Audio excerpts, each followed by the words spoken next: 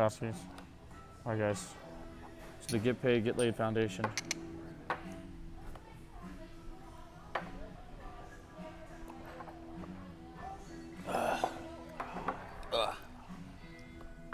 What's going on, guys? Welcome to another edition of Analytically Correct.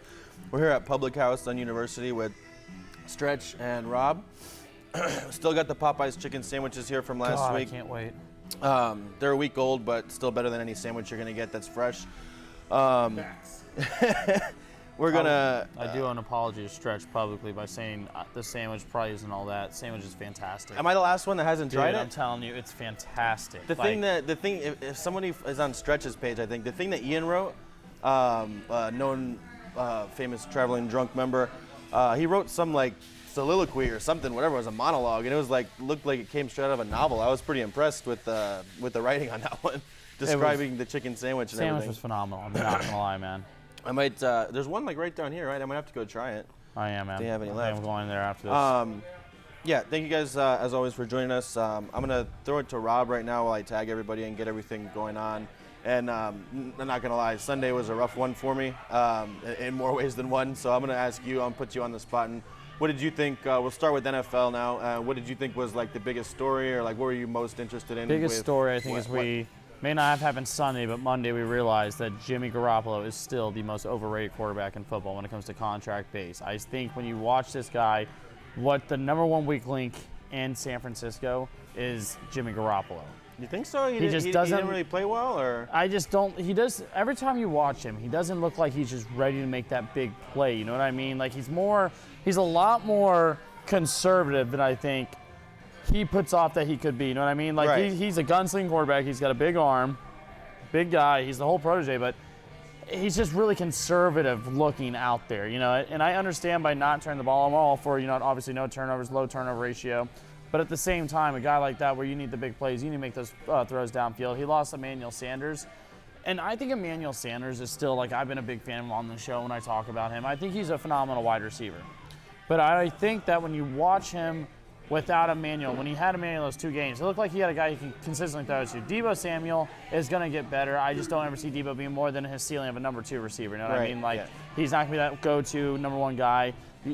He has phenomenal tight end. But when you look and you take away his weapons, he just doesn't go out there. It's kind of my argument with Dak. If you put Dak with no weapons, he doesn't win you games. Right. You put Garoppolo and you take away his weapons, there are points where you should have won the game, I thought, personally, in there. And yeah, there's different levels of quarterbacks. Like I'm not necessarily in or out on him so far. I still would want to see some more games. I mean, they're undefeated. They only lost to Russell Wilson, which, I mean, there's nothing wrong with losing. Who Russell. I think is the best quarterback this season right now. Once they went to overtime, you knew Seattle was going to win. It's unbelievable what Russell Wilson's having. He's doing a great year, having a great time. I don't believe Goff is worth the guaranteed. I watched that Rams game, man. To his point, like you were saying, as far as like based on contract, you don't think that he's necessarily worth it. There are a couple of other guys out, like Nick Foles is making a crazy amount of money. He is. And that's where we start getting into the quarterback controversy and contracts and what's guaranteed and what's coming in, what's coming out. I think when you really look at it, there are very, very, very few guys that actually worth their contract at the quarterback position. Russell Wilson being one of them, Tom Brady being one of them, Aaron Rodgers being one of them. I mean, Drew Brees, you name 4, but you're naming 4 quarterbacks that, have all won a Super Bowl as well. We're not talking about the Flacco's making the money or the Kirk Cousins making the money or the Matt Ryan's making the money right now. There are guys that right now that just aren't playing up to their worth. And so Goff, I think, is definitely his worth is out. But it's also, I just think people figured out the Rams. When we talked about who would make the playoffs and who wouldn't earlier when we did the show, I was big on the Rams not making the playoffs this year, thinking there would be a fallback on that. Because, the whole Super Bowl hangover thing, it does happen pretty much every year unless you're the Patriots. The team just doesn't keep that. It's a team that wasn't consistent before. Like the Patriots are an anomaly truly as a franchise in sports because the 10, 15 years of just consistently always being in the mix. They're coming on 20 years now of just always being in the mix now. Teams like, at the San Antonio Spurs, they take a lot of praise for that. UConn's women's basketball, You could put this, New England Patriots, one of the greatest dynasty in all sports, I think, in potentially all the NFL, honestly. Yeah, I definitely would agree with that. I think, so Russell Wilson it was funny, he was going down the field, pretty much everyone's like on the whole entire drive. Towards the end, like, oh, Russell Wilson MVP, he's like solidifying it, and then he throws the pick, and then it's like, well, still MVP. Yeah, it was like one of those weird, And that just tells you how good he is like when when you could tell when you have a quarterback and you're surprised when he throws a pick. It's like when Tom Brady throws a pick in the end zone, you're like, oh wow. Yeah, you're like, wow. The Yeah, and you can actually see. It's funny you say because you can see the reactions in the quarterbacks too. Yeah, he's like he knew it. Yeah. When you see Brady's reaction towards himself versus you see someone like Jameis Winston. Yeah, Winston. Who loves to go to the sideline and look at the tablet Like, and he'll try to, smile like- and shake his head. It's like, no, that was a terrible throw. Yeah, what are you looking at? There's the difference on that one. I think that when you really look at it, and I'm going to get into Sunday night's game, and it's really frustrating. I think when you watch that as a Cowboys fan, I think Cowboy fans, me included, as a whole, when you realize what I said earlier is that we're going to win one playoff game. Right. That's all we're going to do at this point. There's no. As a Lions fan, I would kill to win a playoff game. And that's where the Cowboys are at until the coaching staff changes. I think that Dak Prescott consistently is getting bailed out by a lot of great receiver play. Right. When you look at Amari and the catches Amari was making some unbelievable catches, like catches that, like when you talk about best receivers in the league, Julio, Hopkins, and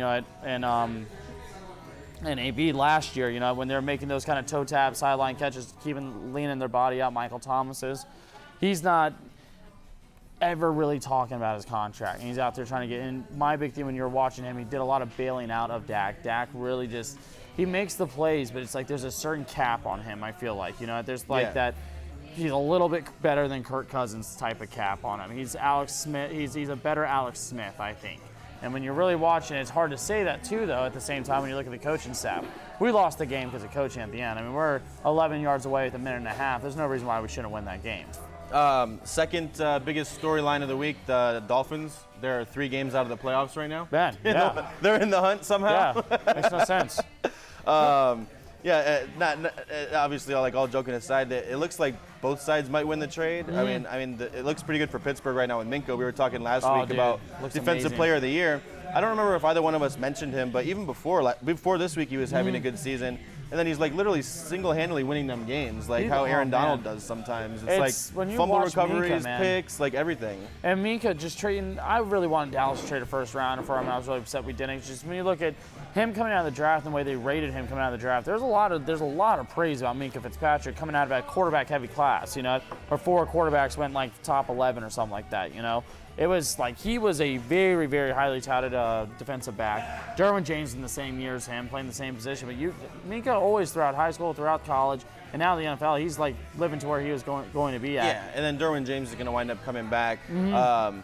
The Chargers, it's one of those teams, and we're talking about Atlanta beating the Saints as well, man. and it's just that's just one of those losses that you could chalk up as just weird NFL stuff happens, because how do the Saints at home only score 9 points? If they're going to lose, you would expect it to be 35-30 or something like that. Especially with the Saints, you look at their defense, they got Kamara back, you have the weapons, you have the team. You don't want to say that they took a step back with Drew Brees, but it is alarming to me that Atlanta, who has a beat-up defense, is 2-7, is out there winning a game against New Orleans at New Orleans, where New Orleans should be running away now with the division. I thought Atlanta, when the season started, if they stayed healthy, had the team to win the division, but it's just they don't have the talent on defense right now to even defend. And I was really shocked to see how that game went. I, in fact, started New Orleans' defense. Think, okay, they're playing Atlanta. Yeah. And you see the matchup, and it's and that's what I didn't start Pittsburgh's defense, and I promise you I won't have New Orleans' defense ever in that starting lineup again. I promise you. Pittsburgh will be in that starting lineup from here on out. Everybody has those players where it's they betray you, and you're like, never again. I'll never do it again. No, never again, man. 22 Eddie points, Royal. man. That's a good Oh, man, wow.